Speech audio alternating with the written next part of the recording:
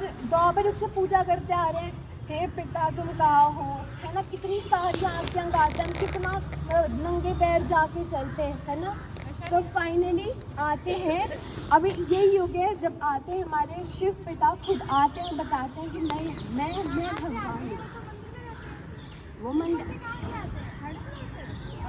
Third floor in the sense third लोग, अभी हम लोग ग्राउंड फ्लोर पे हैं।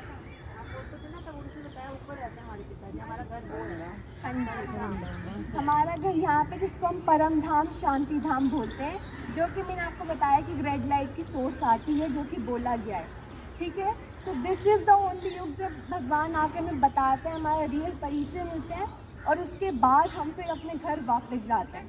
एक क्वेश्चन है, वो ये हमने तो कभी परम धाम शांति धाम नाम सुने ही नहीं।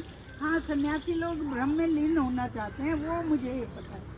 अच्छा, तो ब्रह्म क्या है, ब्रह्म क्या चीज़ है, तो वो तो नहीं मुझे समझ आया। तो जैसा कि मैंने आप लोगों को स्टार्टिंग में बताया कि एक ही युग है जहाँ पे पिता आके हमें अपना ज्ञान देते हैं। उससे पहले हमें पता ही नहीं होता, उससे पहले हम क्या बोलते हैं कि राम जी देखा, राम जी भगवान बन गए, ठीक है। शंकर जी देखा, शंकर जी भगवान बन गए, जो गुरु मिल गए, गुरु को भगवान मान लिया। तो अब ये युग होता है जब हमें पता लगता है, उससे पहले हम जानते ही नहीं है कि हम कौन हैं। तो इसलिए अभी हमें पता लगता है, उससे पहले नहीं पता होंगे।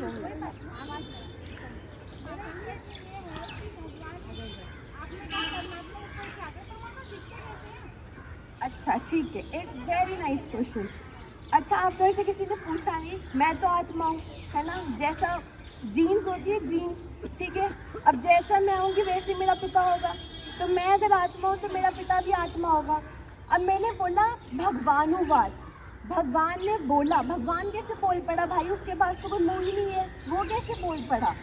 तो गीता में मेंशन है कि उसे एक तन चाहिए आने को, उसको एक तन, जैसे बोलते ना, अगर मेरे को यहाँ तक आप लोगों को आवाज़ देनी है तो मेरे को एक माइक की ज़रूरत है, अगर मैं बोलूँगी तो मेरा गला फट जाएगा। तो इसलिए भगवान को भी एक तन चाहिए जिसकी मदद से वो बताते अपना परिचय देते हैं। सो मेरे को ईयर तो एग्जैक्ट याद नहीं, बट अभी जैसे मैंने बताया संगम युग, तो उसमें भगवान ने ब्रह्मा का तन दिया, जब उनको ब्रह्म 1936 में एक ऑर्डिनरी से व्यक्ति थे जिनकी रिटायरमेंट एज आने वाली थी, उनका भगवान ने तन लिया। उनका नाम था दादा Lekhraj. He was a very, बहुत अमीर बिजनेसमैन थे वो, और उनकी रिटायरमेंट एज आ रही थी, ठीक है। उनको भी ऐसा कुछ मतलब ऐसे कुछ नहीं था उनका।